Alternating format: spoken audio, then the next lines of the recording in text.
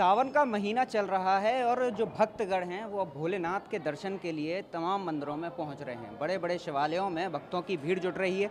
इस वक्त हम ग्वालियर के कोटेश्वर महादेव मंदिर पर हैं। इस मंदिर का अपना एक इतिहास है। कहा जाता है कि ये मंदिर यहाँ जो शिवलिंग विराजमान है वो पहले ग्वालियर के एक किले पर स्थापित हुआ करती थी, लेकिन जब मुगल शासकों ने यहाँ हमला किया तो उस दौरान सभी देवी देवताओं की मूर्तियों के साथ ही ये शिवलिंग जो कोटेश्वर महादेव के नाम से यहाँ जानी जाती है, इसे किले से ऊपर फेंका था और ये जो शिवलिंग था वो इसी जगह आकर के स्थापित हो गया था। और तब से जब यहाँ सिंधिया राजवंश आया और उन्होंने इस शिवलिंग पर यहाँ एक मंदिर का पूरा निर्माण कराया, उसके बाद से इसकी पूजा अर्चना और श्रद्धालुओं में जो भक्ति भाव है वो लगातार बढ़ता ही जा रहा है।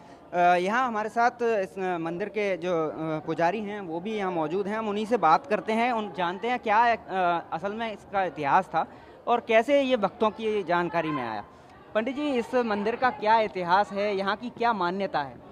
ये जो मंदिर है लगभग 400 वर्ष पुराना है और जब औरंगजेब ने किले पर विजय प्राप्त की थी तो उसने सभी मूर्तियों के साथ में इस शिवलिंग को भी फेंका था और ये शिवलिंग किले से यहाँ पे स्थापित हुआ था। फिर यहाँ पे एक मंदिर का निर्माण किया था जिसका निर्माण शायद हरेरा और खंडेराव हरी ने किया था और ये सिंधिया राजवंश के जियाजीराव शिंदे उन्होंने इस मंदिर का निर्माण करवाया था। तो लगभग सावन के महीने में यहाँ कितने भक्त जुट जाते हैं? यहाँ पे जो सावन का सोमवार होता है तो जो मतलब जो रांगड़ों का जो होता है, जो हिंदी साइड होते हैं, तो उनका पहले बहुत भीड़ होती है सोमवार को, मतलब इतनी भीड़ होती है कि इसको पुलिस के द्वारा कंट्रोल किया जाता है, तो है नहीं।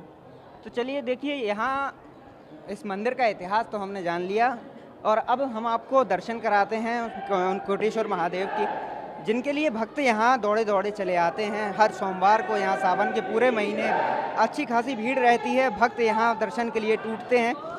इस शिवलिंग को लेकर के एक और मान्यता भी है। कहा जाता है कि इसका यह शिवलिंग जो है, जो ऊपर से फेंका गया था, तो यहाँ जब यहाँ गिरा हुआ है, यहाँ आने के बाद इसका जो स्वरूप है वो टेढ़ा हो गया था, यानी शिवलिंग जो है वो टेढ़ा है और वे तब से ही उसी स्थिति में हैं और भक्त उसी स्थिति में भगवान की यहाँ सेवा करते हैं, जल चढ़ाते हैं, दूध चढ़ाते हैं, बेलपत्र चढ़ाते हैं। और जिस तरह से आप यहाँ भीड़ देख रहे हैं कि किस तरह भक्त यहाँ उमड़ रहे हैं, भक्ति भाव है। सावन के महीने में शिव जी के दर्शन का जो लाभ लेने का और जो पुण्य प्राप्त करने का जो उनका प्रयास रहता है वो लगातार हर सोमवार यहाँ देखने को मिलता है। कोटेश्वर महादेव के दर्शन तो हमने आपको करा दिया और अब यहाँ जो श्रद्धालु हैं उनसे भी बात कर लेते हैं, जो सुबह से यहाँ लाइन में लग करके भगवान के दर्शन के लिए पहुँचते हैं। भाई साहब, थोड़ा सा बताएं, आप कब से इस मंदिर में आ रहे हैं और क्यों भगवान कोटेश्वर से आपका इतना लगाव?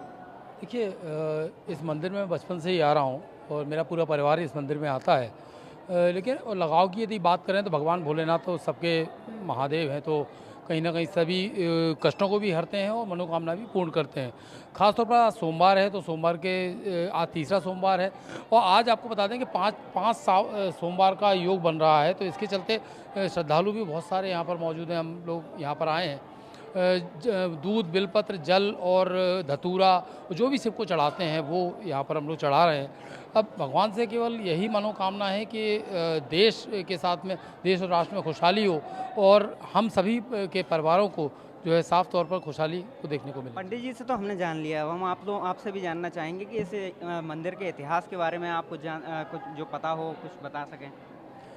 देखिए, ये मंदिर यहाँ नहीं था, यहाँ स्थापित नहीं था।